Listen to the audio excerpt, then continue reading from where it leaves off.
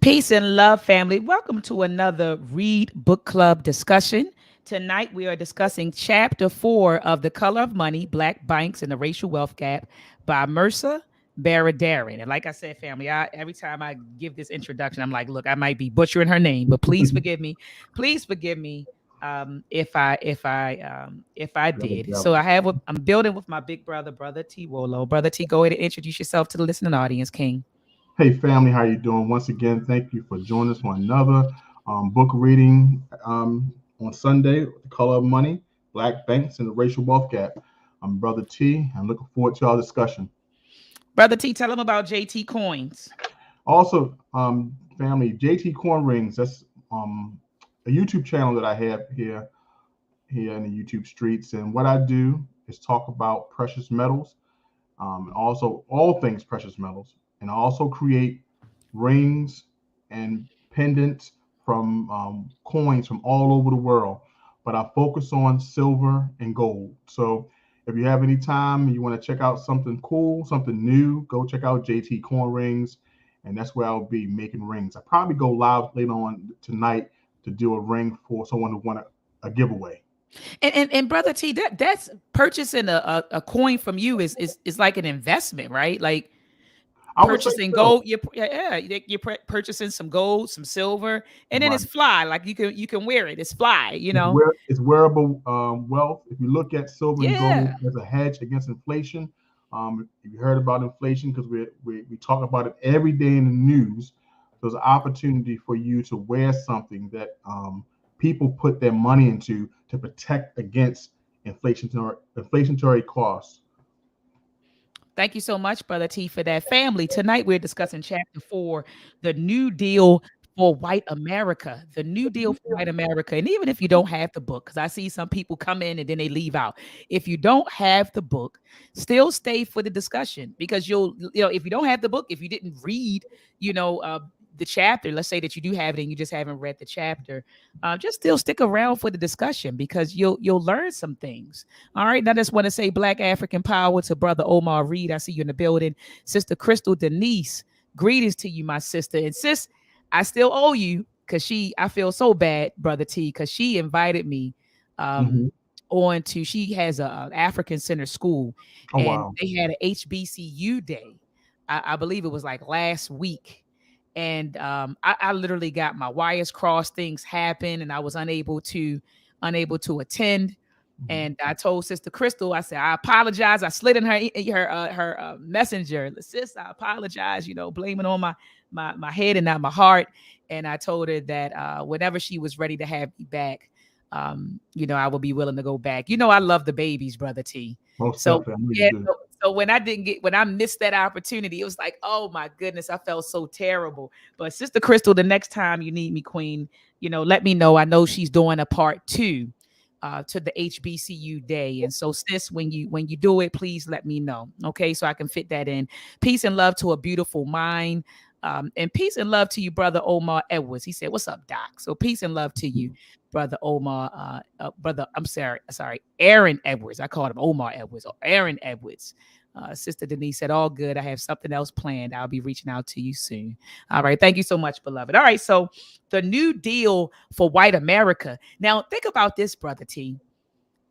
The title, The New Deal for White America. Now, remember when Franklin D. Roosevelt ran, and I believe this was Mhm. like the 1940s, early 1940s, he ran as the people's president. That was he was the poor people's president. And I remember sharing with the book club that my father, his name is Delano, and my Mhm. grandmother loved Franklin D. Roosevelt, and she loved his wife, Eleanor Roosevelt, so much that she literally named my father after him. His name is Delano. And so she, in her mind, in her heart, he was the poor people's president and he was passing policies for poor people.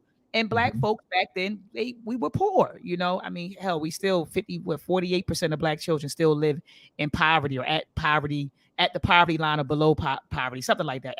At the poverty line or below the poverty line.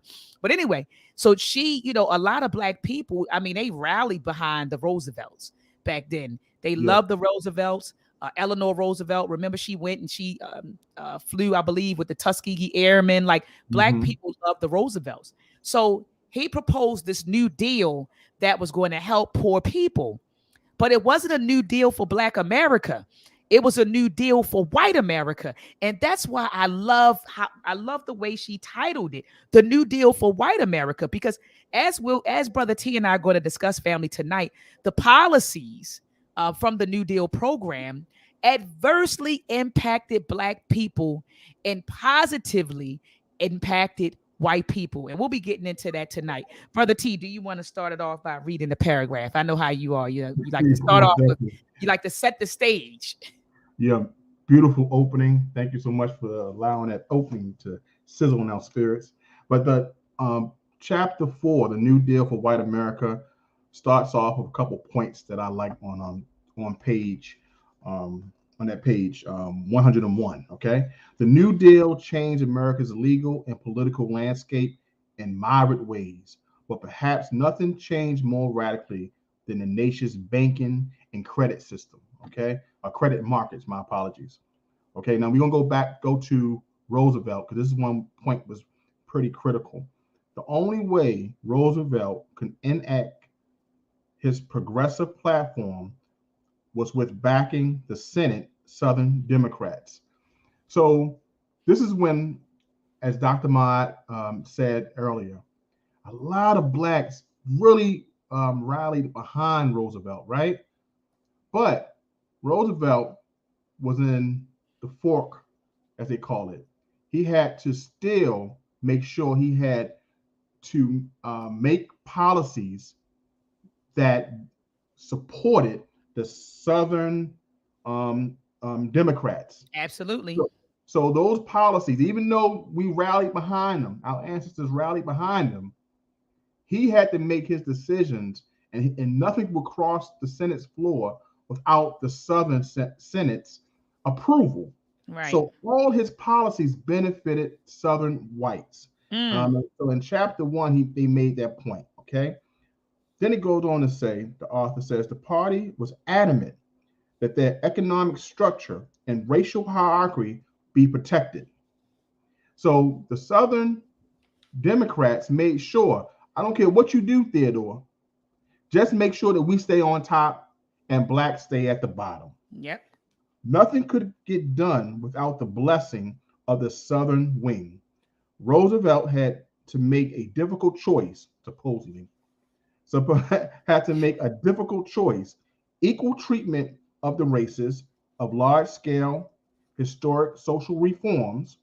He chose the latter, and the choice had a long-lasting effect. So the choices that Roosevelt made through his administration affected blacks so badly that we still feel the remnants today. Facts. I mean, that's facts. And like you said, that's one thing I love about how she begins her chapters. And you Mhm. made that point clear. She summarized everything right there. Right. And like when as you'll see, family, as we discussed the chapter, a lot of the stuff, Brother T, that she talked about, in this chapter, I look around and that's the reality that we're experiencing in 2022. I agree. So like you said, these policies that were created, you know, 80 years ago, 70, 80 years ago, we're still feeling the impact of that. All right. We're Mhm. still feeling the impact of that. And Sister Crystal and a beautiful mind, I made you all moderators because I see that it's these you know how these trolls come in, Brother T, and say Yeah. racial slurs and things of that nature. So if this person comes through, and you know how they do the Zoom bombing and the StreamYard bombing, if they come through, Sister Crystal and Sister a beautiful mind, just block them, okay? Please just block them because we don't have time for the foolishness. We're here to learn, and we don't have time for the ignorance. All right. And so going back to what you said, Brother T, it had long lasting effects. And so let's get into some of that stuff that they talked about. Let's start off with the Federal Emergency Relief Administration, the What page? FE. That's on page 102, correct? 102. Yep, page 102. So the Federal Emergency Relief Administration, FERA. Let's get into that. So it talked about that particular policy. It says where blacks could be left out, the non-Southern bloc ensured that laws would be administered locally, where officials would allocate benefits and according with the racial order. So one administrator of the federal, did that explain what it was, Brother T? Like, I feel like I'm jumping. I feel like I'm jumping because what was that particular? Okay, so it was the Federal Emergency Relief Administration. Isn't that FEMA. like the precursor of FERMA? Because we have something called FERMA today, right? Let me look that up really I'm talking quickly. about FEMA. FEMA, yes, FEMA. So Yeah, isn't it? Is no, this like the? that's different. FEMA and FEMA. This FEMA was basically for like border control and things in that nature, and for emergencies if we need things for like destruction and after stuff like that. This right Okay, here okay, was actually like a fund okay. um, So for let's talk about benefit. that.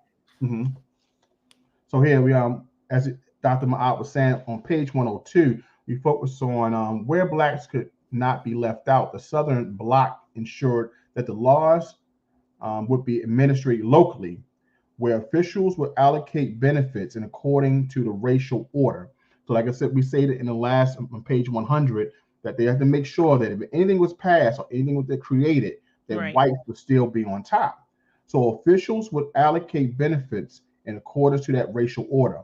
So, as one administrator of the Federal Emergency Relief Administration, acronyms called FERA, said that he had to tailor the relief to Mm. accommodate the demands of the Southern plantation owners for cheap farm labor by curtailing the level of relief payments and agricultural laborers and sharecroppers. So this right here was created to make sure that blacks did not get paid, or they didn't get paid a farm minimum wage. So it was another way to extract wealth from their hands, so they couldn't benefit. So once again, Mm. without the benefit of moving forward financially, buying land, buying homes, they would stay in what they call a working class, a poor working class. Okay. And so this is what it said because she didn't really get into it, Brother T. You know how, like, for Mhm, me, I teach. And so it's like you always start off with like a definition, right? And I uh-huh, felt like she kind of just went into it, but I wanted I looked it up really quickly while you were talking. And mhm, so it says, well, what did the Federal Emergency Relief Administration do? So on May the 12th, 1933, it says the United States Congress created the Federal Emergency Relief Administration. This organization's purpose, and that's what I wanted to understand, was mhm, initially to distribute $500 million in federal funds to state agencies. These mhm, funds were grants and not loans. Thus, the state governments did not have to repay these funds. And then I thank UT for letting us know what actually happened. With those funds, they said, "Hey, look, we're going to allow the state to distribute it as they please." And what happened was, like you said, they gave it to relief payments to agricultural laborers and sharecroppers. Well, no. They gave it to the Southern plantation owners and mhm. not the agricultural laborers and sharecroppers. They were left out of that or excluded from that. So what's another policy, Brother T? Because I know this is like 30 pages. I think the Mhm. next one that she mentioned was But the if we go down to 103, mhm. one, two, the third paragraph, they talk about the alphabets, and they talk about all the loans that were that's created during the time. that's a powerful paragraph. I'm right there with you. Go ahead, Brother T. So this combination of progressive banking reform and regressive racial hierarchy meant that the post-war American prosperity was propelled through a mortgage and consumer credit apparatus that was exclusionary. The modern credit system created by New Deal reform segregated access to loans based on race. Now, this is the alphabet soup that she explains. This is on Mm-hmm. page 103. The alphabet soup of new credit and banking agencies was the Home Owners Loan Corporation, the HOLC, and the Federal Home Loan Banks, the FHLB, the Federal National Mortgage Association, the FNMA, or what we know today is called Fannie Mae, I'm sorry, and the Federal Housing Administration, and the Federal Deposit Insurance Corporation, the FDIC. Now we know about the FHA because that was made famous after World War II when the soldiers came home to the ability to buy homes, mostly white soldiers, And we also know about the FDIC because that was the organization that had insurance on the banks. Mm-hmm. No, both our Yep. ancestors' banks did not have insurance, so thus money was taken and nothing was ever given back to That's a fact, and them. we see that sign whenever we go into a bank, FDIC insured. So Up until what? $250,000. yes, $250,000. Absolutely, absolutely. But what I didn't want us to pass because this is a new during this age, Dr. Ma'at and chat. During this age, it was a new financial system being created. Yes, it was. Remember, it just was banks, savings, and loans, the penny banks that we were given. Now they're establishing this thing called credit. And in all these insurance agencies, what we just mentioned, called the alphabet soup that the author was writing. But in chapter 2, on page 103, they focused on a certain economics term. It's, if you see, it says the New Deal was radically progressive reordering of the American business regulation. See, Mm-hmm. now businesses were being regulated differently. Once again, making sure that we are locked out. Okay. Essentially controlled economic planning was a Keynesian stimulus programs and foundational social welfare infrastructure made it closest Americans came to democratic socialism. Mm-hmm. That's socialism when it became affirmative action for whites, may I must say. To that too was led by the South. The South had long fought the Northern money trust and advocated for more government intervention and breaking up the monopolies, loosening credit and regulating financial markets. The New Deal achieved all of these aims by restructuring the financial markets to achieve specific policy goals. And I wanted to read this Keynesian economics just to make people be clear because we got to understand that when they talk about social programs, and now you hear about Republicans not caring too much about social programs. They built this to make the social programs benefit them, but now that it would benefit us, they say, hey, you know what? Think about capitalism. Don't think about socialism. Socialism is bad. It's going to kill America. So the Keynesian economics is a economic theory of total spending in the economy and its effects on output, employment, and inflation, which we talked about inflation earlier. Okay, based Mm-hmm. on this theory, Keynes advocated for increased government expenditures and lower taxes to stimulate demand and pull the global economy out of depression. Most of these things were during or before the Mm-hmm. Great Depression. Mm-hmm. So they needed programs to get themselves back in order after the economy went down. Mm-hmm. So they needed these social programs. But I want us to understand that through trickery, they say, okay, now that we got our footing after 33, y'all don't need any programs. Matter of fact, we're not going to even give money to benefit your housing because we don't think you need it. But Mm. after 40, 50 years after they already received the blessing. So I just wanted to make sure that I make that point up. All right, and peace and love to everyone that just joined us. We're discussing chapter 4 of the book, The Color of Money, the New Deal for White America. And if you don't have the book or haven't read it, please stay around and build with us because you're going to learn some things. You're going to learn some things. So peace and love to the family, peace and love to the chat. All right, so Brother T, I wanted to get into, I'm on page 104, the Public Works Administration, because in this alphabet, she called it what did she call it? The alphabet soup, right? Of new Mhm. credit and banking agencies. She didn't mention the PWA, the Public Works Administration, which was another robust New Deal program. Okay. And it said that it says the initial plan of the PWA's housing division was to use funds to build homes and infrastructure in poverty stricken areas. right? And so this was one of the this was something that was proposed by the secretary of Franklin D. Roosevelt. And so that's what he wanted to do. He wanted to build funds. I'm sorry, he wanted to build homes and infrastructure in poverty-stricken areas, which were the areas that we lived in, right?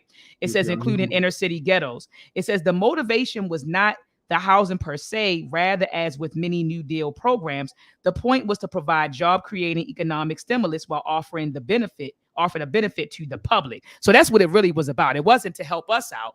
It was really about, creating, jobs and, stimulating the economy and things of that nature, Mm-hmm. but while also benefiting the public. And so check this out, Brother T, because I thought this was powerful. So this secretary, and his name was Harold Ikes, it said he Mm-hmm. believed that the financial stimulus should be used to address America's economic and social problems, including urban poverty.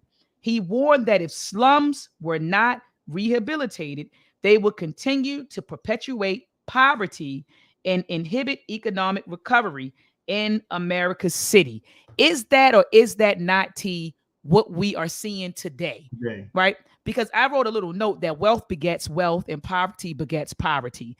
And so Right. he said, hey, he's saying in the 1940s, look, if we don't deal with this, then this is going to be, perpetual poverty that's going to occur. Perpetual poverty is going to occur. And so he had the foresight to see that. But I Mm-hmm. think as it goes along, it says some people, they opposed it. And it says that I believe that it was opposed. It Yeah. says many. Mhm. Go ahead, Brother T. I'm sorry. In that chapter, it says the opposition believed that the goal of the PWA Mm-hmm. should be to get private investors on board of offering them a share of the profits. Investors were not interested in rebuilding the slums, so the plan was scuttled, they could say. Yes. Yes. So it's everything, things that could have helped us. They looked at, hey, is it going to benefit us? Are we going to make any money? If our ancestors had the opportunity to make money from their banks that were destroyed because of the economy and because of white investors taking money out, they could have benefited from making money from these investments in the future. But they didn't have any money. So now we had government who had opportunity to fix the problem. Even then, as early as 1933, they said, Right. you know what? It's not our job to intervene as government to help. Even though the government created policies that created the slums, it's not our job to To save the fix slums. it. Yeah, to save it. And then it goes on to say at the bottom, Brother T, that it said that, PWA grants, okay, before they scrapped it, PWA grants were given to, it says given in major cities like New York and Chicago, right? Mhm. And look at what they did. It says it was used to route roads and bridges over and through the ghetto, a decision that favored suburban car commuters, left public transportation in a state of neglect and disrepair for decades. Right? It Mhm. said it bifurcated. Complicated. I hope I didn't butcher it. Yeah. Neighborhoods in a long established communities on the other side of the color line, government fueled mortgage markets offered the white middle class an escape from the cities, even as it trapped black poor within them. Isn't that something? So they gave out the grants and they started building roads and bridges through black neighborhoods. Mhm. And so I thought that was powerful. And then Brother T, I thought it was interesting. I know the alphabet soup that she mentioned the homeowners loan corporation, the HOLC. And so I never knew this history that I'm getting ready to articulate to you, family, because you always hear, I've heard redlining for years and what redlining did, but not the history. I didn't know the history behind it. Like, well, what organization or entity started Right. the redlining? Like, where did that term come from? And so she talks about this on page 105, and she said that it was a corporation, a homeowners loan corporation, who faithfully mapped out America's racial geography. And so you had this corporation who mapped out America's racial geography. And she said that this corporation permanently changed mortgage lending in the United States by simplifying and streamlining home mortgage. I want to read this, family. She said that part of the streamlining process was the creation of standardized home appraisals. HOLC appraisers use census data, and they still do that today, Brother T. We're Mm-hmm. still doing the census. It says that they used census data. Okay, appraisers use census data and elaborate questionnaires to predict the likelihood of property appreciation in neighborhoods across the country.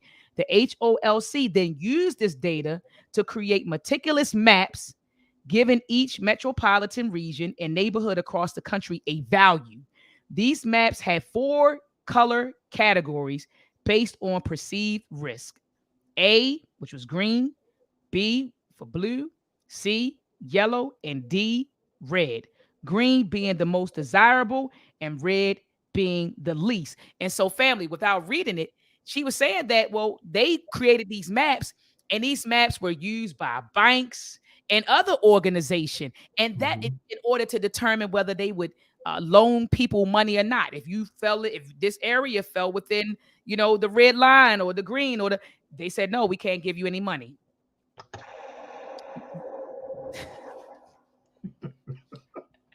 Oh, so Brother T, that's the history that I did not know. I was like, oh, so that's where it came from. The HOLC, the redlining came from there. Right. But the thing is, the thing that's always done prior to them pumping money anywhere. It says before banks pump mortgage credit into America's suburbs, the Homeowners Loan Corporation faithfully mapped out America's racial. They always survey the land before they do anything. And one way they do it, you mentioned in that reading, was the consensus, making sure who is in what area. And then from that, they use that information to create this map. And now they know where to place the new suburb and where Facts. it was so deep. Later on in the chapter, it mentioned, you may have quoted too, Dr. Mahad, that one in Chicago, I believe, I think it was in Chicago, that the white community almost bordered the black community. Oh yeah, that's on the next page. Okay, so we better get into it. So they almost bordered the black community, and they were not getting loans because they were so close to black homes. So what they did was create a wall. And once they created a wall between that line, now they got loans for their homes. So blacks were such a contagion for wealth in their eyes that they had to put a wall to continue the wealth transfer. Right, because they said, the white folks said it's kind of like, I mean, white folks don't even understand. So the government creates these policies and they don't even understand how they participate in it. Mhm. Like, so the whites were saying, well, shoot, I don't want them to, I don't want my house to depreciate. I don't want to lose my benefits. So no, we're going to put up a wall to keep them out. I mean, like they participate in racism. Even the ones who say I'm not racist, I'm not, they participate in it unconsciously and consciously. They participate in racism. They benefit from racism. Right. Even now from this credit, it come down to the credit. When it comes down to, even when in this chapter they talked about the wages, how white men got paid more than black men. Everything from able to get the loans and able to get the credit that was revolving, versus the credit that was only institutionalized by the stores. Mm-hmm, mm-hmm. Everything was a benefit for the white race. So thus they could benefit more from money, even if they made the same amount in the workplace. Absolutely. Absolutely. And I wanted to get into the FHA. I know you kind of touched on it, Brother T. And what was that? Page 106. Yeah, page 106, the FHA. Because she says in the chapter that the FHA did more to shape American life than any other government agency created during the New Deal. It is also unparalleled in the injustice its policies wrought on the black population. So could you talk about the FHA, Brother T, for a second? Yes, on page 106, the author stated in chapter 2, the FHA did more to shape American life than any other government agency created during the New Deal. It also unparalleled in injustice its policies wrought on the black population. The FHA was created by the National Housing Act of 1934, and it was supplemented and expanded through 1944 Servicemen Readjustment Act, the GI Bill. So we discussed the GI Bill in previous chapters and also I think in previous books as well. The benefit of creating this new middle class. There was opportunity for those who fought in World War One and World War Two, preferably two, came back home and they was able to go to school throughout the GI Bill, and they benefited from this FHA, which gave them opportunity to get homes at a cheaper cost. That's right. The only issue was that more whites could benefit from the education in their universities, and it could benefit for these new homes that were created. Now, during this time, they benefited from these new credits that allowed them to benefit buying homes and also getting assured by the bank. The difference is this, which I learned from reading this chapter, is that people could not buy a home, but the FHA allowed them to get the home for cheaper. The only difference is that the FHA loan took the risk from the bank by insuring the loan. That's so right. Now they were giving out free money giving out this money at a cheaper cost because they had no risk. Before, they could restrict blacks from having the home by not selling it to them because they controlled that market. The new credit or the new deal created a new abuse on black people by locking them out of this cheap money. And I think Sister Crystal mentioned in that part being able to sue them if they sold to black families. True. Yes, Sister Crystal. Yes, yes, yes. The homing industry, the realtors and stuff. The racial covenants. You talk about the racial covenants. Absolutely. Right. Speak on that, Dr. Mott, before we go any further.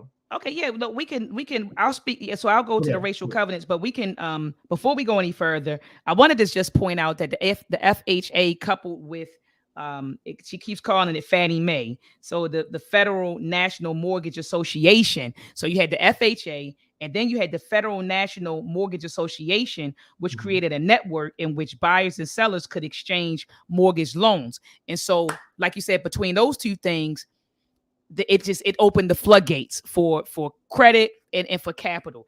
And so, speaking to your point and Sister Crystal's point about the racial covenants. So remember, the FHA said, look, and I want to go to page, I think I put it in here. So it says the FHA put out a memo, and they're saying, look, we'll insure the loans, but under these conditions. Okay, the FHA, it says, was unapologetically explained that the rapidly rising Negro population has produced a problem in the, hold up, I don't even want to get to that part. Okay, so yeah, it is that part. Okay, so it says FHA's 1939 underwriting manual. So let me tell you what it said in the manual. It says that in the manual, it explicitly prohibited lending in neighborhoods that were changing in racial composition. So that means that, if you lived in a white neighborhood and then black folks started coming in, FHA weren't going to back loans in that particular neighborhood. Okay. Absolutely. So it also says in a 1941 memo, the FHA unapologetically explained that the rapidly rising Negro population has produced a problem in the maintenance of real estate values, right? Because remember, a white neighborhood was, of course, valued at a higher price, okay, than black neighborhoods, right? The gold standard. All right. And so it says that they're saying, wait a minute, this is, this rise in Negro population is a problem, it's affecting our real estate values. It said a good neighborhood, according to the FHA, was one that prevented inharmonious racial groups, which meant that the only groups that did not threaten property values were white families. And so, speaking of what you and Sister Crystal was saying, I just want to give people some context. White folks started, producing these racial covenants, right? Where they were like, look, we're going to make promises that I'm not going to sell my house, to a Negro. All right. And I'm going to make sure that my children know not to sell the house to a Negro, and their children know not to sell it, to a Negro. Mm-hmm. Okay. And like she said, if they didn't do that, they would get sued, And so that's what was happening, And then it went into the wall, like you started talking, Brother T. And so remember, in America back then, in order to generate wealth, home ownership was like the key. It was the key. You got to get a home. You got to buy a home. And so for them to lock us out of that, it robbed us of the ability to create generational wealth. Now, because we were locked out, it's always a scam. And I love how she says that, oh my goodness, deprivation brings about, or deprivation Mm. precipitates exploitation. So you had white folks who knew that black folks were being locked out.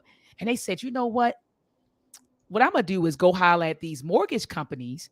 I'll get the loan and get the property, and then I'll just give it to these black folks. I'll Mm-hmm. contract it to these black folks at a higher rate. They said black Mm-hmm. folks were paying like 5 to 6 times more, than what the house was worth. So Oh, these that's were another home. these were contract sellers, right? Who would Mm-hmm. say, all right, I'm gonna go get the house, it'll be in my name, and then at some point, you'll get ownership as you continue to pay me. And sometimes, Brother T, a lot of the times they didn't give our ancestors the house. So Right. our ancestors may have paid on this house for 10 years, 20 years, and then the contract seller say, up, you defaulted on your loan one time, I'm taking it, you can't get it. Right. And now this is something that we have to look at every time the law changed, because the author talks about that on page 108. The Supreme Court found such covenants unenforceable in the landmark in 1948 case Shelley versus Kramer. So in 1948, there was a Supreme Court case, Shelley versus Kramer, that was like 72 years ago, family. 72 years ago. So you're looking at that that said that, hey, you cannot create these racial covenants. Got to stop it. This is when people start looking and say, you know what? How can we put them in a ditch a little further? Okay, and that's when they started these what Dr. Ma'at was talking about, these predatory loans, or these contracts they call them, and, to make sure that, hey, now that we can't do these racial covenants anymore, we got to find another way to hold them back. So that was another way that they mentioned. And so we look at these practices, from if you look at 2020, 2022, which is today, and 1950, that's 72 years ago. So I wrote down in my notes, policies put a hedge to wealth creation for 34 years. So from 1934 to 1968, 98% of these new homes, or these new loans, went to whites. Mm. 98%. That's crazy. So they called them basically blackout towns, in some sense, that there were some cities that no one received these benefits. T, where was that? So Where's that stat? and on page 108, you have the Yeah, the last bottom. Yep. paragraph. Yep. Between 1934 and 1968, 98% of FHA loans went to white Americans. In some cases, whole cities were ineligible for FHA funds. So they talk about New York. So it says in Livingston, New York, the emblematic suburb was typical of that racial divide. As late as 1960s, not a single one of the Long Island living towns, 82,000 residents, was black. So we had some cities that didn't have no blacks benefiting from that loan that was given out. Yeah, then white folks got the nerve. I mean, I'm telling you, when they talk about welfare queen, remember, in Yes, the 80s, Reagan's. they put up, yeah, in the 80s, they were putting up, spreading that propaganda that black women, we welfare queens and all that. The whole white race is a welfare queen. I mean, the Yes. whole white race benefits from welfare, because when you read the history, you'll see she talked about that in the chapter. I probably can't find it, family, but remember, T, in the beginning of the chapter, somewhere in the first few pages, she talked about how prior to the New Deal, most of the whites, they were blue collar workers. They $2,500 a year. They were blue collar workers. They Yeah. weren't making any money because of the New Deal. And then with blacks being excluded, those Mm-hmm. whites were able to buy houses and move to the suburbs, and Give they us had a all lot of the handouts. There were a lot of handouts. That's And right. so, so to me, brother T, I'm looking at these white folks. You got the nerve to turn, your nose up at black folks, but Right. the white middle class was something that was created. That was something that was created by the government, That's just right. like this racial hierarchy, just like black people being at the all of this was created by the government. And so And they go ahead. I'm sorry. And to add insult to injury, Come on, brother when T. you had presidents who are members who wanted to say, you know what, let's do something for them, they were pressured to go to the ladder to say, you know what, let's not do nothing for them because we're not here to help anyone. We're here to make profit. So it's the shame is that there's no politician that I can foresee in our future that will not be swayed by the hand of a profit and keeping us at bay. Absolutely. It's the status quo. That's I'm, why when black folks were lining up, you know, voting for Biden. It's just like a song and dance. It's just like every what 4 years. It's mhm, always just this circus that right. goes on. They I'm, sit there and black folks running out there voting for Biden, and he hasn't done anything to improve the black condition. So just for us to expect any president to do so in 2022, we're insane, brother T. You know how they say insanity is doing the same thing over and over over and over and again. expecting different results. And Right. so I said, man, when I was listening to people go to bat, they were defending Biden. If you said something against Biden, oh, you must be a Trump supporter. No, I'm not a Trump supporter.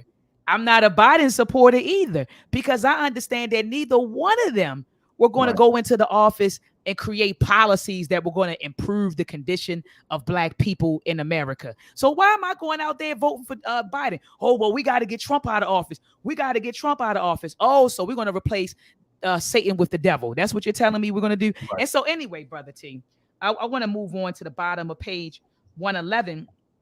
And I put down here the cost of being African American.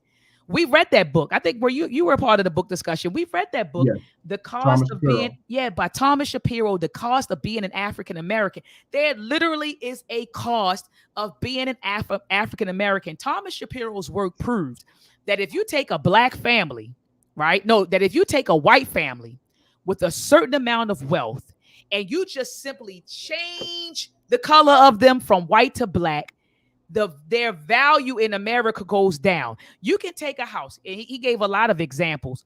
Let's say that you have a house that's in a predominantly black neighborhood. You take Hmm. the same house, you put it in a predominantly white neighborhood, and now the value is higher in the white neighborhood than in the black neighborhood. So that goes. Remember, T, you had sent me the article on CNN that talked about how black people have lost billions of dollars over the year simply because we want to live around each other. So there's literally a cost to being an African American. Our schools in the urban areas are underfunded. Hmm. Why? There's a cost of being an African American. So if you're going to underfunded schools, which have incompetent teachers, shortage of resources, then your child is going to get an inferior education. An inferior education is going to lead to no opportunities, little to no opportunities to prosper in America. So then what happens? The child end up getting caught up with drugs and crime, and then you get what I'm saying, brother T. So It's a that's why trap. they call it. That's why they call it the what is it? The pipeline to prison. What is it? Prison pipeline. Prison. High That's school to prison pipeline. yes, that's what it is. Because that's what happens. You're giving them an inferior education, which leads to no opportunity. So then the young people say, "Well, I got to get it how I get it." They go out Right. here, they end up committing crimes, and then they end up in the system. So it is a pipeline. It Right. absolutely is a pipeline. So anyway, she says that it's a cost to being an African American. She talked about how black people were paying much more for our homes than Mhm. whites. Okay. She says that they were paying much more for them, talking about the homes, than their white neighbors, even when they were buying the same amount of home. She says, in fact, the data on these loans is clear. Being black was directly correlated with paying higher interest rates more clearly Mhm. than any other factor. The FHA cared more about the race of the borrowers than their credit worthiness. So the black middle class was left to find mortgage loans in a private market. There were few institutional investors willing to provide capital for black mortgages, and black institutions did not have enough capital to provide for all loans. So then she goes on to say, while the small black middle class may have been earning incomes similar to white middle class, and Thomas Shapiro talked about this. Remember, we saw a lot of scenarios, Brother T, in the hidden cost of being African American, how you can take white people and black people who are making the same amount of money, but the white people are still worth more than the black family because remember, because they have transformative assets that have been passed down from generation to generation. They had parental welfare for parental welfare. They also had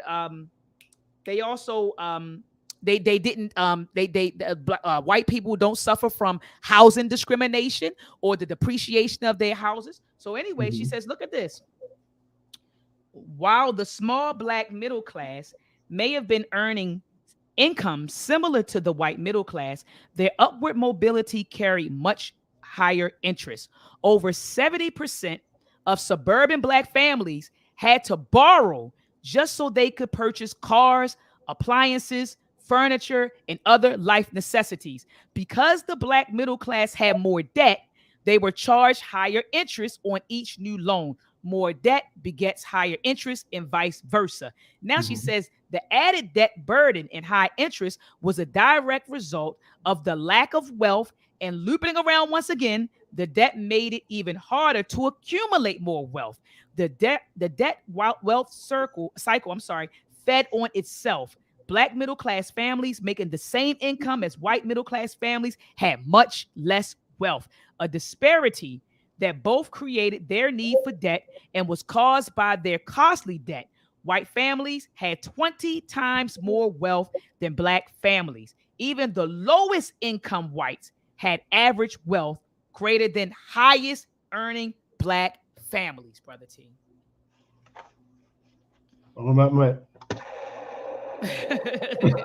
Gotta have the bomb there. Gotta have the bomb. So then she moves on to talk about consumer credit. Go ahead and break that down, Brother T. Okay, we are going on still page 112, correct? Yep, the bottom. Okay, so look at here. It said the interest rates on the let me go here before I go there because it leads to this. Okay.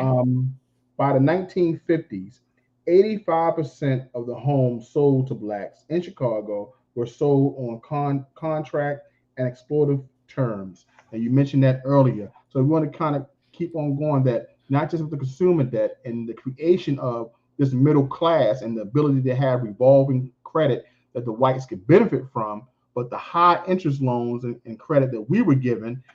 Then we go on to page 112. 112, right? Okay, so yes, 112, the bottom paragraph says the interest rates on these loans were usually high, and retailers often charge even more than what was allowed by law by simply marking up the prices of the goods. Black families in the ghetto with low wages and wealth relied almost exclusively on installment loans to buy appliances and furniture. The FHA transformed the consumer credit market by lowering its risk and enabling banks to finance companies and credit card companies to make profits on consumer loans for the first time. Once the FHA guaranteed and fueled the creation of the robust consumer credit market, the guarantees were no longer needed, and the market toppled forward on its own with capital from private finance companies. Okay, now we talking about how that black families were devastated by this credit, because remember in Chicago in the 1950s, 85% of the homes sold to blacks in Chicago were sold on contract with exploitative terms. I mean, they would charge high rates. Then they were given the opportunity to get the furniture, the homes, the appliances to live the supposed middle class, but they were charged at a higher rate. Now, let's look at the white families. Is what the author is stating is that they had opportunity to receive the FHA loan that was insured by the government, right? But they was given it at a lower interest rate, which allowed them, because it was a partnership between government and business. Absolutely. Say, We talked hey, about that. Mm-hmm. hey, white family, now that you got more money to spend, even though you make $2,500 a year, you have more money to buy this beautiful home, which can increase your net worth. Now give you ability. Let's say it, when we moved from the South to New York, we paid more because we rented, right? Yep, absolutely. They had the ability to now move from renting a home to buying a home and paying less than they did when they rented. Yep. We paid more than when we rented. For example, if it was $59 to rent, it wound up being $29 at buying a home, which gave them more money to take advantage to live this new um, uh, middle class life. So, along with the government, this is why I said, with the government as their benefactor, they benefited from the government by receiving these low interests, and also the business gave them opportunity to fund this middle class by giving them lower rates. So when people say that we wasn't put into a bad situation, they're wrong. They don't understand the history. This chapter has put into place to let you know that, hey, we got the same thing, but they paid a lot less for it. They was able to gather the home, gather the appliances, and live this beautiful life less than we did. And While we we know, right, like while we were paying interest on installments with the owners of these appliances shop, high right, interest. Like you said, they were able to get things cheaper than we were. a And so lot they cheaper. came, yeah, a lot cheaper. And so they came up, and so I'm with you, brother T, While 100%. their homes were increasing in value, they got their home cheaper, and they was able to buy these appliances, even if it had interest. Their homes became a lot more valuable because of where they were. Remember the four colors. You had the blue, the green, the blue, the yellow, and the red, and they benefited from the top tier. So it's just all over. So we understand that, yes. What's the solution? Understanding that there is a disparity when it comes to what is given to us as a whole. We have to recognize not to fall for it, and we know what to fight for based off of disparities.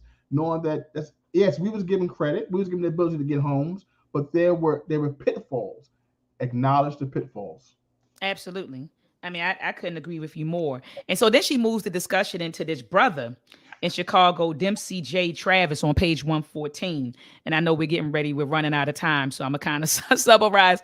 But Dempsey J. Travis, this was a brother who it says that he tried to provide mortgages to segregated the black belt, just as Benga had did before him. And we talked about Benga, I think the week before last in chapter 3, either chapter 2 or chapter 3.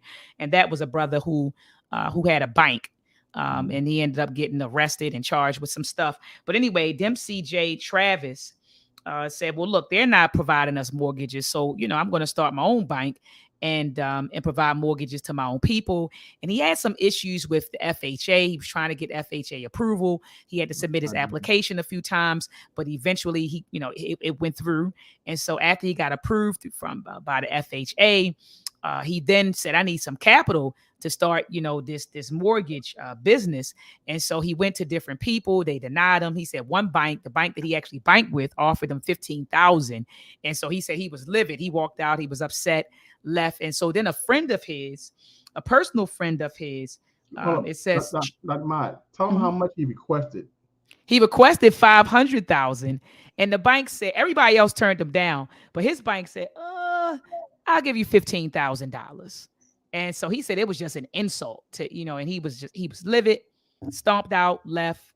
And so then he ended up going to a friend. It says through the intervention of a personal friend, he was able to secure a $200,000 line of credit from a local immigrant Polish bank so that he could start his mortgage business. But one thing that he realized, which was powerful, family, because I know a lot of us say, I just want to go out here and, and start my business. We don't need them. I remember having a conversation. I was on Clubhouse a couple of weeks ago with some brothers, and we were talking about economics. And he said, we don't need them. We just start our own business, circulate our dollars, and I used to have that same mentality, circulate our dollars amongst ourselves. And, it won't even touch, but when I started reading The Color of Money and understanding that our ancestors did that, but because of the way this system is set up, our money, our dollars always trickle into their economy anyway. Once I realized that, and then also realized that you need to have political power because our ancestors create communities. Look at Haiti, right? In Wilmington, North Carolina. We built up a whole community with neighborhoods, nice homes, businesses. And the government said, well, we're going to create a highway, and ran a highway through the community, and it destroyed that thriving, self-sustaining Black community. Mm-hmm. So you do need economic power, but you better have political power coupled with that. And if you say you don't need the government that we live in, then your butt better be subscribing to Pan-Africanism. So I believe, because it's more of us than them, Brother T. They are the minority. We are the majority. It's billions of us. It's literally a minority group of people running the world right now. But if the majority, if the Black African people united and said, we're going to create our own educational, political, economical, social system, this system will crumble. Say it again. I'm sorry, Brother T. I'm sorry, Brother T. I get emotional when I start talking about it. You know how I get, Brother T. And what the beautiful thing about Travis is, even though he was the embodiment of the modern day Booker T. Washington, his inspiration came from Marcus Garvey, which was stated on page 116. So absolutely, and look of having our own. Absolutely. And I just wanted to add, Brother T, that even him, it said that he was able to sustain his mortgage business, but he became convinced that without government help, Blacks would never achieve equality without government help. And that's true. I mean, you can sit here all you want and develop your Black businesses and your Black banks and do all of that. But without the backing of this government, you're not going to be successful unless you are a part of another system, right? A Pan-African global system. Now you're talking. Right. Now we're talking. Now we're talking. With forces that fight, based like the Southern Democrats that was described in this chapter, they held power and they influenced policies. So that's why he could come into terms to say what he said. Right. They do. Chapter. He said, hey, we got to get politics on our side. If not, we'll continue to have these bodies that sway anything that can help us. So, like you said, unless we have a Pan-African, mentality and economic system, we'll always be at the mercy of this present day system. Right, this present day Jim Crow system.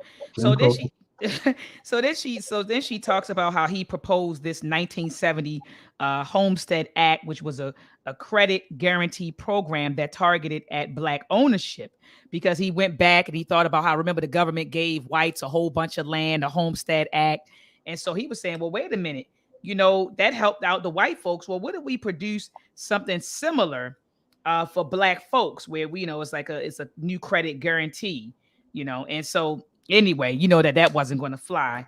So moving on, it says the first in Harlem was Carver Federal Savings Bank, founded in 19. So Harlem also said it was a movement there to harness Black money to build the Black community. The most prominent Black-owned banks formed during this period.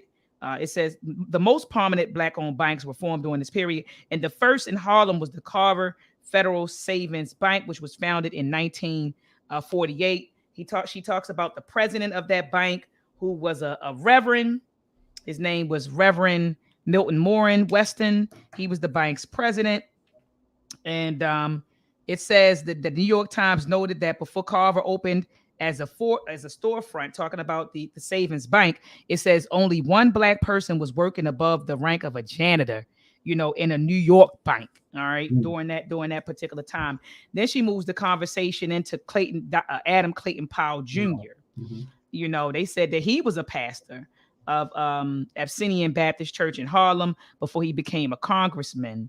And the people in New York, they love him, Brother T. They speak highly of Adam Clayton Powell Jr. Now, and I've heard some things about him, but Mhm. overall, it seems like the people in New York, they love him. But they said that he definitely started organizations and you know helped to pass policies to Mhm. end what she calls in the book economic lynching. I think this somewhere in this book, I think on this chapter, I mean, on page 118, he convinced his congregation of 15,000 to move their money out of bank and move it into Carver Bank and another black-owned bank called Tri-State Bank that was in Mississippi. So he had influence, a lot of influence at the time. Absolutely.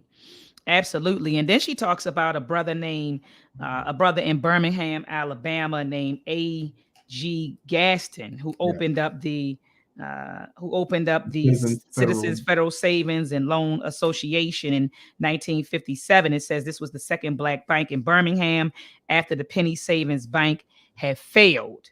Hmm. And they said that this brother helped out Dr. King a whole lot Yes. when Dr. King was in prison. Even though Dr. King didn't want people to bail him out, it says that Kennedy, talked to A.J. Gasson and said, "Go ahead and bail him out anyway." I think the Right. bail was $2,500 at the time, but that was a lot of money back then, Brother T. Yeah. That was a lot of money. So he bailed him out.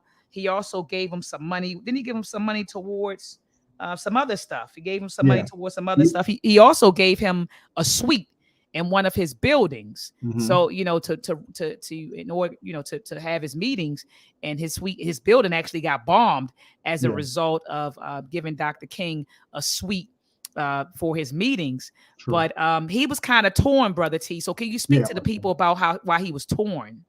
Well, because even though he supported Dr. King a lot through endeavors, as Dr. Ma'at mentioned, getting Dr. King out of jail when it came down to when he was in prison, got in jail for the civil rights movement. Um, Gaskins had some self-interest inside his business, and most of his business was allowed to operate because of white influence and also dealing with the white South. So he didn't like some of the inflammatory things that he believed or this trouble as he believed Dr. King was causing. So even though they disagreed sometime of the way that things were going, he felt that he still needed to be helped. And the one time, as Dr. Ma mentioned, um, Kennedy said, "Hey, I need you to go bail him out." And Dr. King said, "I didn't want to be bailed out based off because he wants to show that his his dedication to the act, the Civil Rights Act, Civil Rights era, right?" And one thing the Gaskins wanted to realize, hey, even though I'm helping them out, I'm being blackballed a little bit as well. That's where the housing being bombed and things of that nature. So the it came through to the fact that he was being associated with King and all the bad that people thought King was doing at that time. So No, absolutely. And I was sitting here, Brother T, thinking about what his beliefs were. And I'm at the second paragraph on page 120. It says, according to his biographer, Gaston was committed to civil rights, but believed that the movement should focus on economic issues and poverty alleviation instead of pushing for rights. In my opinion, it should be both. We want political power, economic power. We want right. We should be, but his thing was, let's focus on, economic issues and poverty alleviation. So we shouldn't focus on civil rights. But if you read the bottom paragraph, it says, look at this. He says that he had da, da, da, da, da. I'm trying to get to yep. So look at this. It says Andrew Young recounted Watching the Millionaire. So now Gaston is a millionaire who's saying Mm-hmm. we don't need to focus on civil rights. Let's just focus on the Green economic power. issues. Yeah, the green power. We're going to focus on that. And so Andrew Young said that he says watching the millionaire getting lunch at it said had the promise that green power would lead to equality come to pass for Gaston. She's funny. Andrew Young recounted watching the millionaire getting lunch at a Birmingham establishment and having to get it at the back door like other black customers. So Mm-hmm. you're saying, well, I don't need to fight for rights, but you had to go to the back door like everybody else, sir. Yes. It says Gaskin's own autobiography, which was inspired by Up from Slavery, was called Green Power. And in he advocated hard work and wealth building. And we heard it before. All we need to focus on is hard work and building money, and we should be okay. As the only means toward equal rights, had he promised that green power would lead to equality come to pass for Gaskins, like they said, like Andrew Young. So we hear it today. All we need to worry about is getting our money right. Why are we still complaining? Get our money right, and we should be okay, brothers and sisters. It's not. It's not just that. We can have our money, we can get our big houses and all the wealth, but as Andrew Young pointed out right there, he still was getting his food at the back door. At the back god daggone door. And then she mentions is that E. Franklin Frazier. And E. Franklin Frazier was a Baltimore native. T, give me that. That No, yeah, give me that. all the way through. Yes, yes. And so he was a Baltimore native. And I said, man, we call Baltimore Tubman City, family. So Mm-hmm. anybody who's, you conscious, you come to Baltimore. We don't even call it Baltimore. We call it Tubman City because Harriet Tubman stayed in Baltimore County, and even in Baltimore City. There are a Mm-hmm. lot of we still see like the vestiges of the Underground Railroad. So she was always coming through Baltimore, because remember, she was from Maryland Eastern Shore. And Sure. so she Mm-hmm. she used to come all through Baltimore. And so that's why we called it Tubman City. Thurgood Marshall is a Baltimorean. Who else was I thinking about? Frederick Douglass. Remember, he was from the Maryland Eastern Shore and came and worked Mm-hmm. in Fells Point. So we got Frederick Douglass, Harriet Tubman, Thurgood Marshall, E. Franklin Frazier. We Mm-hmm. also have Henrietta Vinton Davis. Remember, Mm-hmm. she was Marcus Garvey right hand woman. She was second in charge. Mm-hmm. Remember when he got locked up? When he was locked up, she was the one, Henrietta Vinton Davis. She took charge of the organization. And then when he got deported to Jamaica, she went down there and spent some time with them in Jamaica. This sister was from Baltimore. So I had to give it up for Baltimore. So anyway, E. Franklin Yeah. Frazier is a Baltimore native, and he was going at the black bourgeois. They said he wrote a book in 1957, and Mm-hmm. he was going at the black bourgeois, and Brother T, can you expound on that for me, brother? Okay, yes. You see, once again, we talk about our brother Franklin Frazier, painting a businessman as he villains. And okay, yes. So I'm starting at page on 121. Just going to read. So the conflict between objectives of black bankers and the civil rights leaders led to a socialist black intellectual. His name was E. Franklin Frazier, to paint black businessmen as the villains in the cause of black progress. Frazier, a Baltimore native, was awarded Howard University's top scholarship and received his PhD in sociology from the University of Chicago in 1931. Frazier taught at Fisk University in 1929 to 1934, and then at Howard from 1934 until his death in 1962. So in 1957, he wrote a book called The Black Bourgeoisie, and Frazier took aim at the striving black elites who believed to have deep-seated inferiority complex because he felt superior to black masses while surfing from the contempt of the white world. Frazier denounced Booker T. Washington for deluding the black community with the theory that business success would lead to acceptance and respect. So this is one thing he was famous for, and like I said, he had to shoot past it because every group came to say this is the way we can do it. This is the way we can do it. But as you mentioned early on, our ancestors tried it, and this is what happened. And we still have brothers still today thinking that part of the black bourgeoisie, all we got to do is make the money, and we're looking, and we're gonna look good, and everything should be okay. But we call them apolitical. They have Right. no political ties. They have no form of revolutionary thought to change anything. They just think if I make this money and black excellence, we should be okay. And this Frazier was fighting against that, showing that hey, it's more than that. Look at the writing on the wall. Absolutely. Absolutely. Like you said, you talking about I want to get my paper up and you don't control no politics. Right. So the politics, you know what?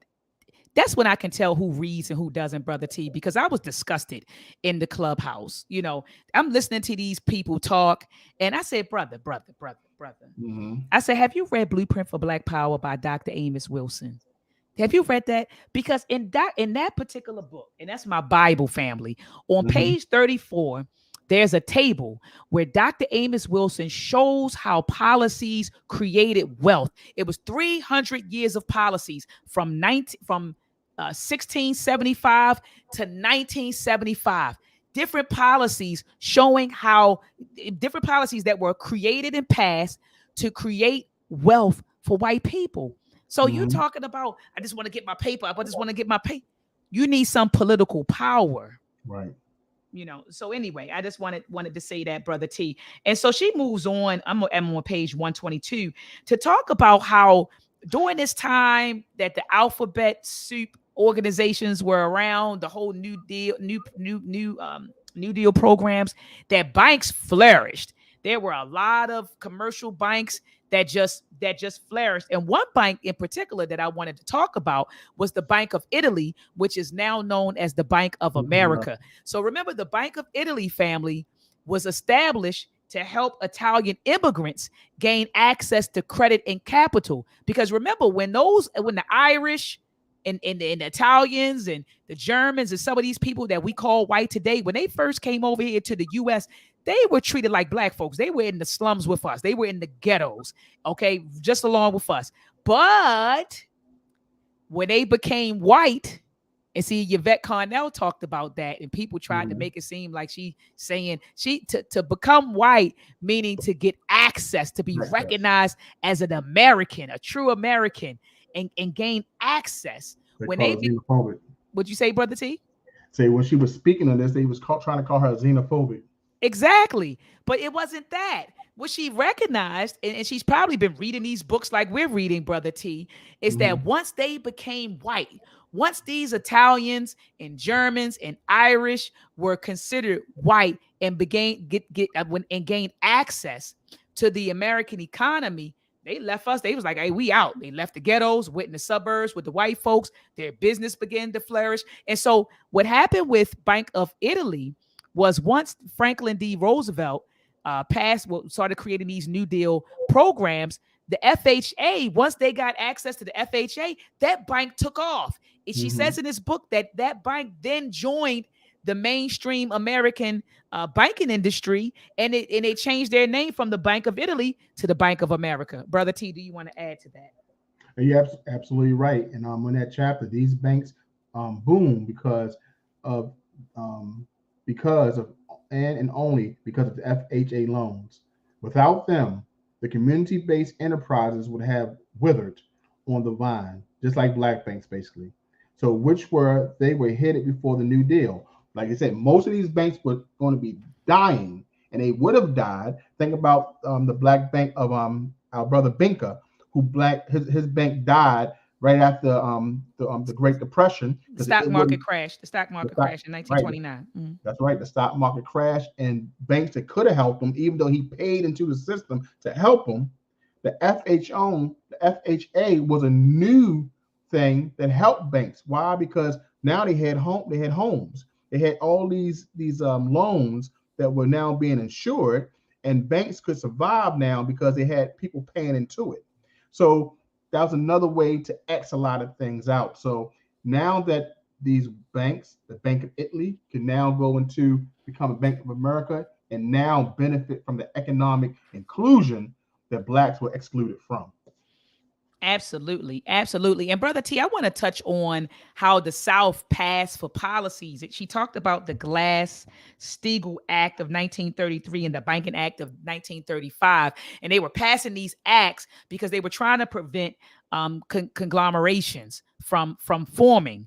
Remember, they were saying, "Hold up, wait a minute. We want to make sure that we keep, the banks, regulated by the state. We want to keep them small. We want to continue with the community banks so that we can keep the money from these communities within those banks." And so they were, to keep it in the South, to keep it in the banks and to keep it in the South. And so she says at the bottom of 123, the South pushed for the FDIC insurance.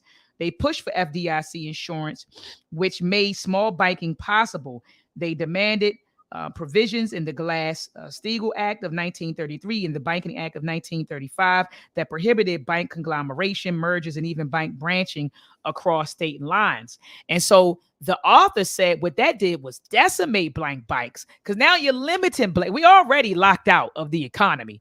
Now you're telling me that I can't merge with other people and then merge with other banks, and I have to just depend on the money in my community, and these black folks aren't working with a lot of money anyway. And so this decimated black banks. Brother T, did you want to add to that? No, you hit the nail on the head with that, sister. All right. And so we talked about, Bank of America. I'm on page 126. So let's get into the GI Bill, Brother T. You go ahead and take that.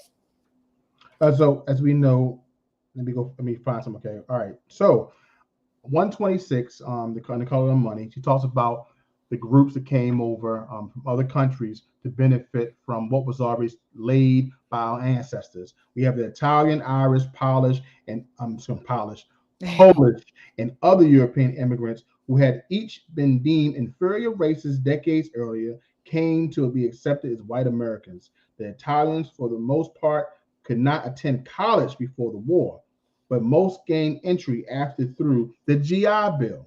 That's after the war, right?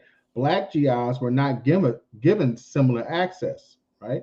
Education was still highly segregated, and there were not enough Black-only colleges to accommodate them. Education led to economic mobility, which led to more social and political power control. The immigrant groups were able to move up and out of the ghetto with the help of federal government programs. Certainly, discrimination remained, but legal segregation of the immigrants groups were erased by the end of World War II, and their full integration was a direct result of FHA and the VA credit policies for them. So their access pass or their hood card was turned in order to go into the suburbs after the war, benefiting from a policy once again, while blacks who fought in the war were blocked. So this is another thing. So when people say, "Hey, my grandfather came here in this country with nothing, and look at where he is now," excuse me, give me a year. And after you give me a year, please tell me, what did he do? Well, he served in the war. He served in the war. Oh, so he benefited from the GI Bill. Yeah. Didn't your grandfather?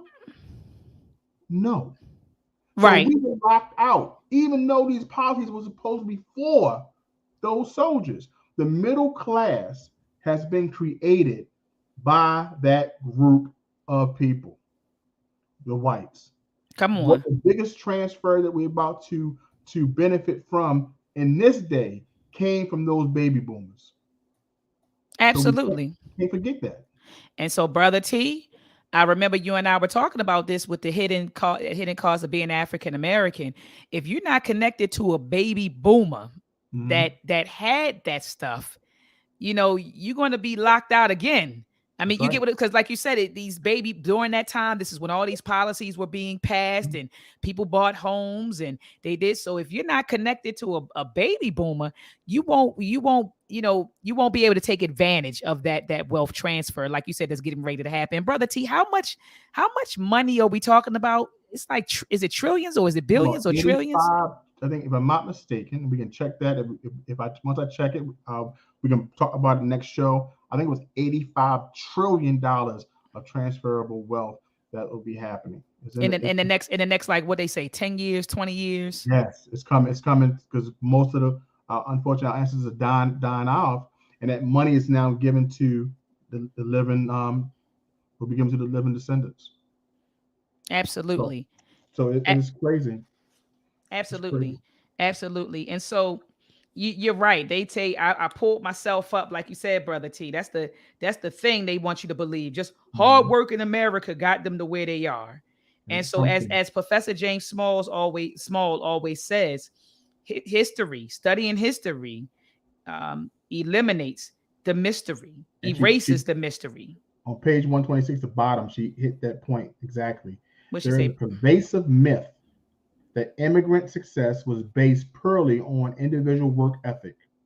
Certainly, there was a lot of hard work and perseverance, but left out of this popular narrative was the significance of the FHA GI Bill combination, the government subsidiary that bolstered the work and turned into a capital producing assets.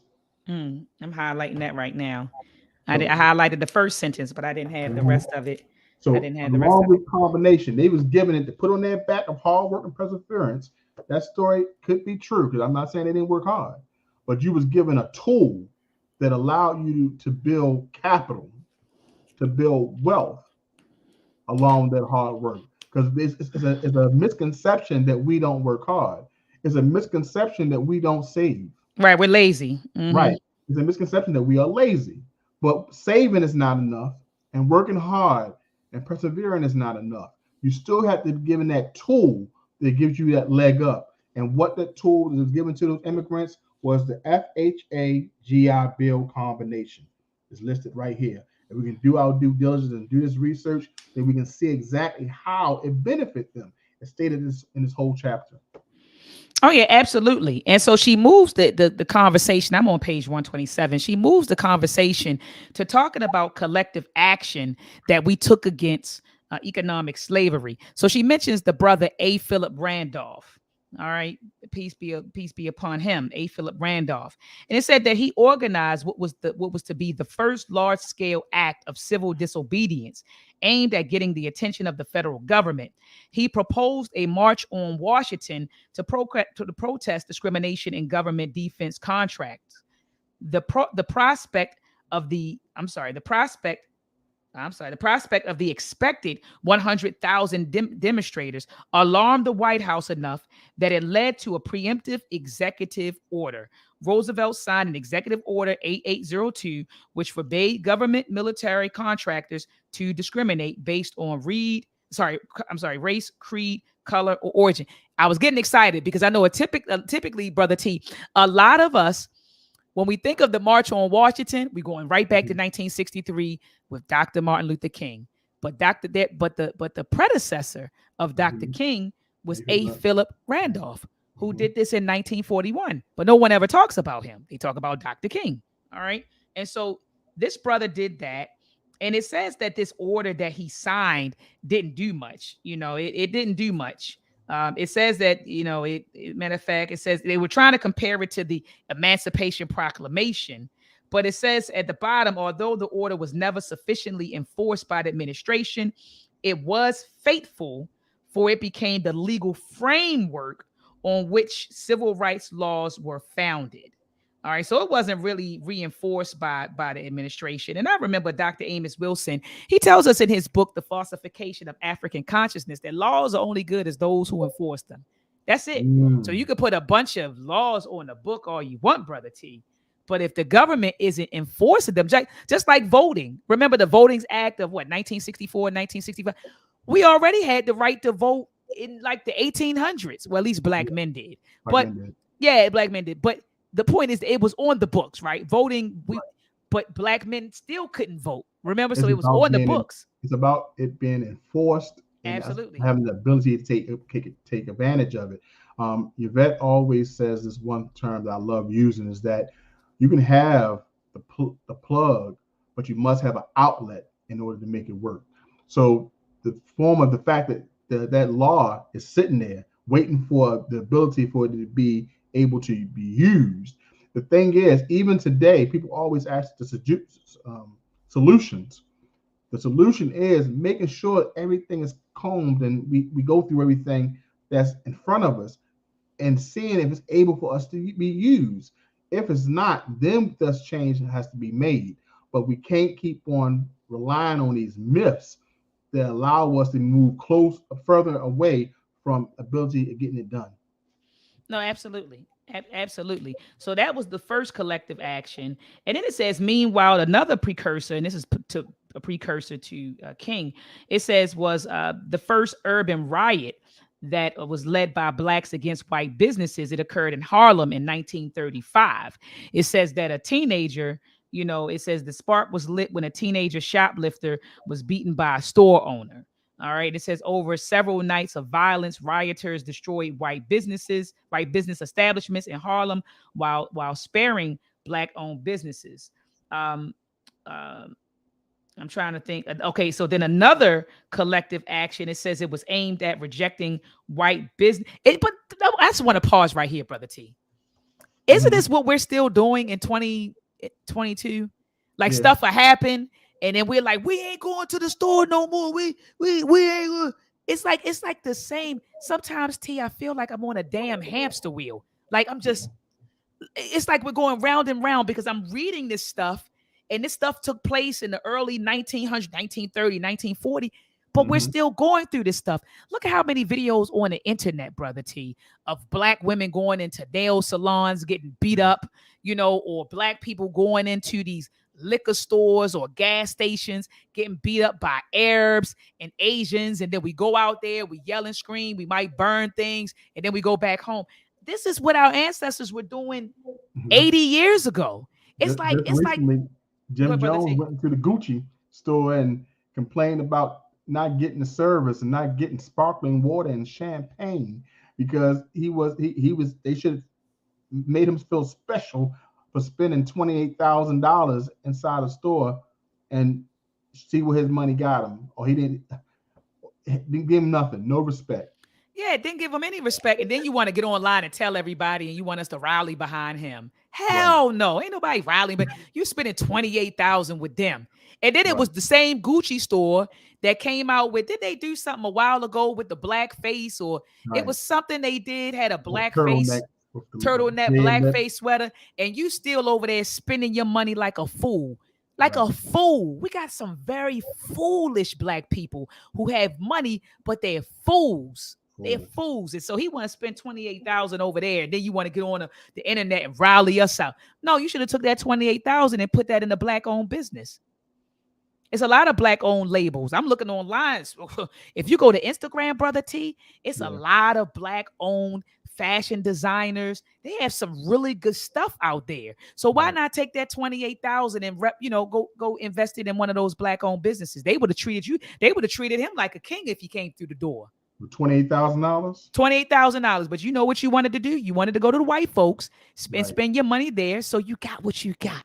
You got what you got. So anyway, another collective action that occurred. It says another. Yeah, I'm at the bottom of page 28. It says another strand of collective action was aimed not at rejecting the white business establishments, but demanding that they were going to make money in the ghetto. They should at least share wealth with the black community by hiring black employees. T, this has been going on. I mean, think about how many times black folks got mad going to the corner store and black. Where's a black face in here? Why y'all don't have no black people in here? We're not going to shop. This stuff has been going on. It's like, when will we just? I don't know, brother T. So yeah. So and then on page 29, she mentions that in 1935, shout out to Baltimore again. Can I get the beep, beep, beep, beep, beep? Shout out to Baltimore again. It says in 1935, several white merchants challenged a black boycott of their Baltimore businesses. So in Baltimore, they were shutting it down, boycotting the businesses and everything. So some white folks, they took it to the Maryland Court of Appeals. And they said that the judge actually ruled in our favor. Okay. And said, hey, look, as long as they're peaceful and they protest in an organized way, I'm going to side with them. But it says that this judge's that this judge also seemed to encourage Black groups to boycott in order to persuade white employers to engage colored employees. All right. And it says that, and she goes on to talking about how, but the thing about this judge, because at first I was like, yeah, but then the thing about this judge was it says whether they succeeded or failed will depend on the cooperation of their people. So he was placing the racism on us and saying that if Mm-hmm. we want to end it, then the onus is on us to end racism. And that I wasn't with, Brother T. That I didn't agree with. Because that's always a tactic to always put it back on us. When it comes down to any uproar or any disadvantage, you know what? You need to fix it in your heart, Black people, before so it can all end, not us. You know what I'm saying? But I think you should find it in your heart to forgive. It's still the same tactics. You know what I'm saying? We up on it now.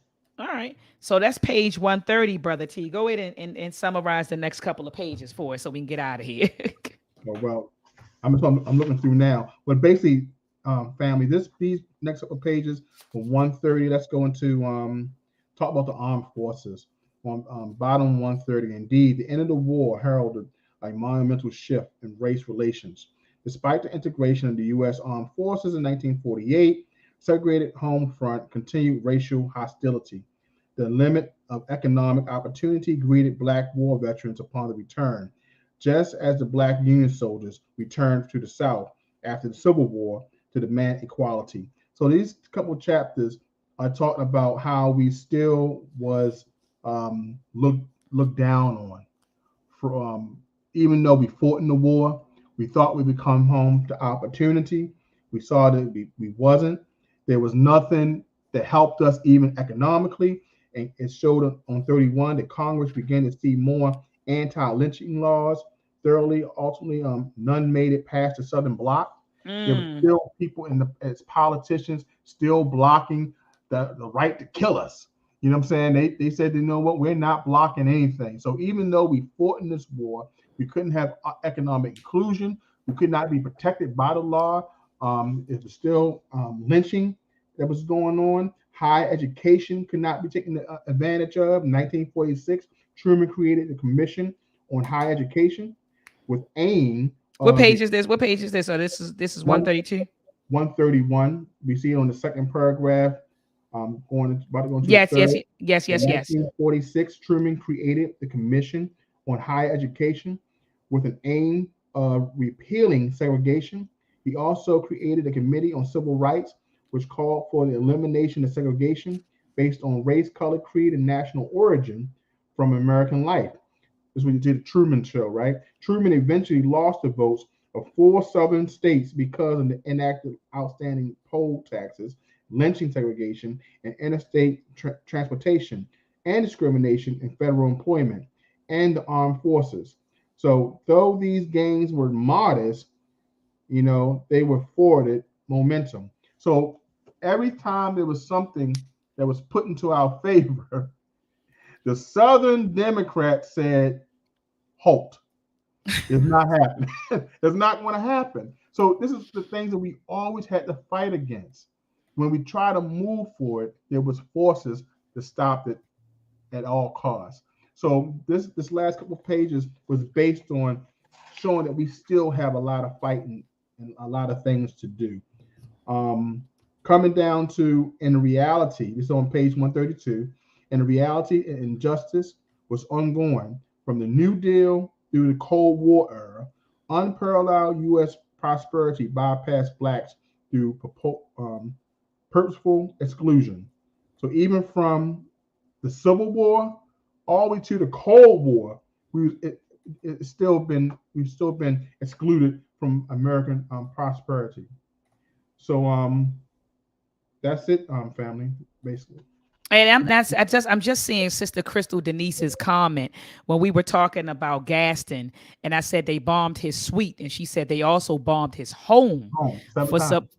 How many times, Brother T? Yeah, if I'm not mistaken, 7 times. For helping Dr. King. I just wanted to. I'm going through right now and looking at the comments, and she said that yeah, she said that. So I just wanted to make sure I recognized her. her comment.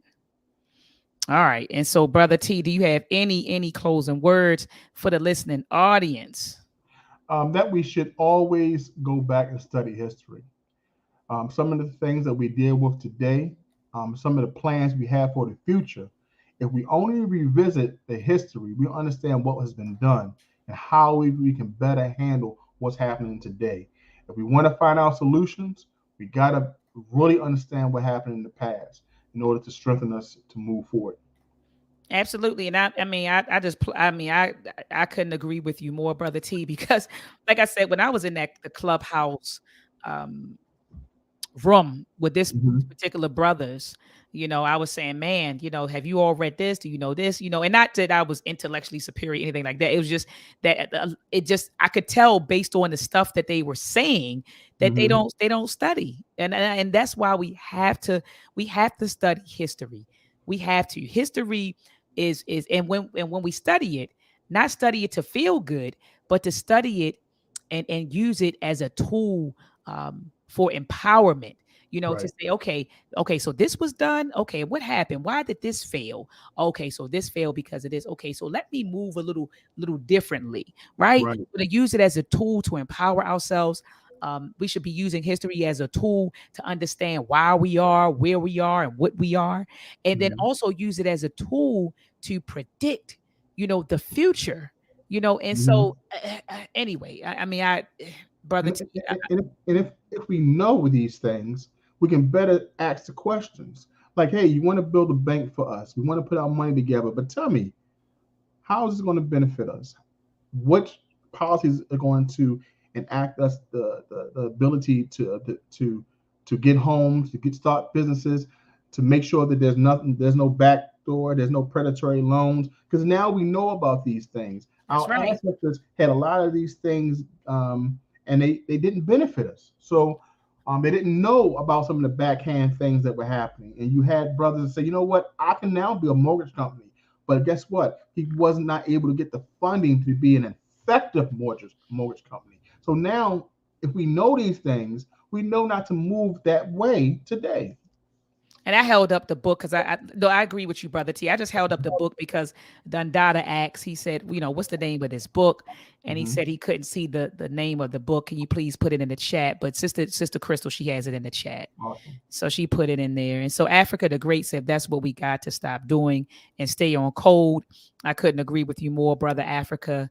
And then, the sister Solicit by Rhonda. She said, right, black folks still front and center. Come on, sis. I just had a show. I just had a show about that, sis. Matter of fact, it was last week. You gotta watch it. It was I was on Fox Soul. Rock Soul. Yeah, on February the 9th. And I'll be back on Fox Soul this Thursday to talk about if reparations can and will close the racial wealth gap. And so I'll be back on there with my favorite guy, Uncle Derek. So we're going to be on there to talk about reparations. Uncle And Lincoln. and and yeah, Uncle Derek is going to be on there. Uncle Tom Derek, he's going to be on there this Thursday at Mm-hmm. 7 p.m. Eastern Standard Time, family. But Sister Rhonda, go back in the archives and check out is a discussion I had entitled, is the NFL racist like Brian Flores says?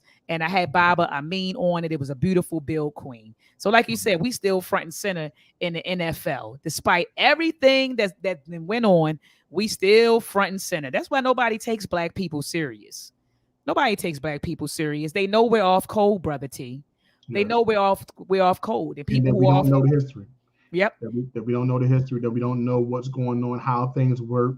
We still believe that our money only lasts 6 days, and we believe in the black buying power myth. We all these things that they know that we don't understand, and they can continue to give us these false narratives, and we'll take it and run. So absolutely. And brother Dean Ramsey, he said, which chapter did Amos Wilson focus on the policies? So, brother, it's on page. Hold on, T. Just let me. Yeah, it's on page 34, brother. But let me see something really quickly. Hold on. I'm still here, family. I'm just moving around in my chair. All right. He just said the chapter. So, here we go. All right, I just didn't want to be spinning around on a chair. So it's on page 34 and 35, basis of power. So this is chapter 2. This is chapter 2, basis of power, organization of ethnic resources. So chapter 2, and this is the let me see if I can cut this bright light off. So you see how there's a chart here, brother, on page 34 and page 35. Right? It's a chart right there. So chapter 2, pages 34 and 35, brother. All right. So yeah.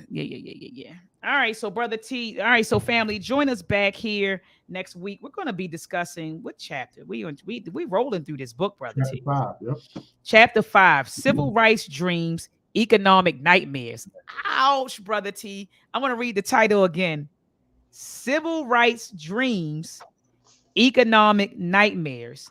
And I know if she's the third as a thorough resource researcher as I think she is, I know she's going to mention how Dr. King, he was fighting for civil rights, but then after a while he said, "Hold up, where's my check?"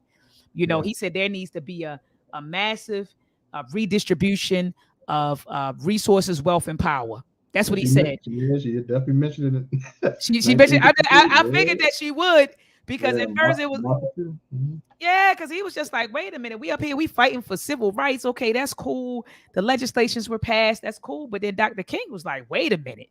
We need a massive redistribution of resources, wealth, and power. And when he shifted from civil rights to that, then he got assassinated. I'm sorry. That's just what that's just what I believe. You Yes. know, that's what I believe. When he said, "Hey, where's our check? I'm coming to Washington to get my check." They said we got Right. to get him out of here. You Byron know, Allen said that Coretta Scott King mentioned just what you said. They killed my Martin when he started asking for economic inclusion. yeah. I didn't know Mhm. she said. I didn't know she said that. He mentioned that he's putting together a movie about her. He said that's something that she told him personally. She was right when he started talking about economic inclusion, and he talking about redistribution of wealth and power, resources, wealth and power. You trying to go after these white folks' resources, wealth and power, and they knew that Dr. King had the ability to galvanize people, both black and white. Oh, he was a threat. He was a threat. They said we got to get him out of here. And I believe every word that you said. This was Byron Allen who shared Yeah, this. yeah, I Byron believe Allen. I Mhm. believe every word of it. I believe every word of it. All right, so family, join us back here at 7 p.m. Eastern Standard Time next Sunday to discuss Chapter 5, Civil Rights Dreams, Economic Nightmares. I think this chapter is going to be fire. Also, family, join me on Thursday. Well, I'm sorry, Wednesday at 7 p.m. Eastern Standard Time. I'll be on Fox Soul to discuss reparations. And happy Can it or belated will it? birthday. What happened? And happy belated birthday. I'm not gonna let this thing go about saying happy belated Oh, birthday. thank you. Thank you. Appreciate it. Appreciate it. You know, I had a ball. I was chilling out. I took off from work. My student said, "Are you gonna, Doc, do we have to come to school tomorrow?" I said, "No, no, no." I said, I'm taking off." And so they was happy. The students were happy about that. Classes were canceled. And so I just chilled in the crib, brother T, and Mhm. just relaxed and just reflected on my life, where I've been and where I'm headed. And Mhm. so thank you. I do appreciate that. One more solar revolution. You That's know, right. one more solar revolution. And I give thanks. I give thanks for that. And so thank you so much, Brother T, for that birthday shout out. All right. So family, I may go live again this week. I'm not sure, but check out last night's discussion. I brought Baba, Professor James Small on, and we talked about Booker T. Washington and W.E.B. Du Bois last night. Brother T, it was a powerful discussion. Mm. And what prompted the discussion was we've been talking about. Remember, she mentioned Booker T in this book, and she mentioned W.E.B. Du Bois, and she Yeah. called Booker T, basically a dreamer. He said that if we would be black people would be accepted and respected by white society if we got our paper up, right? Right. If we got our economics together. And so she mentioned that. She mentioned Tuskegee. She mentioned a lot. And then she talked about W.E.B. Du Bois, how, he took the civil rights route and he was like, look, I understand you want to get your economics up. I support black businesses, but we need to be focusing on civil rights and integration. And so Hmm. Professor James Small came on last night.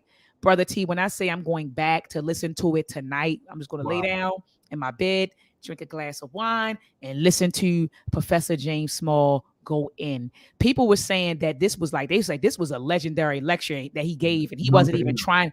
He wasn't even trying. He was just talking. He Mm-hmm. was just talking off the top of his head, you know. And so, family, if you missed that discussion, go back. I'm telling you, it was a phenomenal. I don't even want to say it was a discussion. I felt like it was a lecture because he did most of the talking, and I just sat there and just soaked it all in. I tell my students all the time that yes, I teach, but I'm a student first, you know. And so I Mm-hmm. sat there, Brother T, and just let Professor James Small go in. He went all the Wow. way in. It was a phenomenal discussion. So, family, I may go live this week. There was a brother who questioned race first on Instagram, so I might bring him on Tuesday to talk about why is he against race first. So I may go Mm. live on Tuesday at 7 p.m. Eastern Standard Time. But we'll definitely be back here.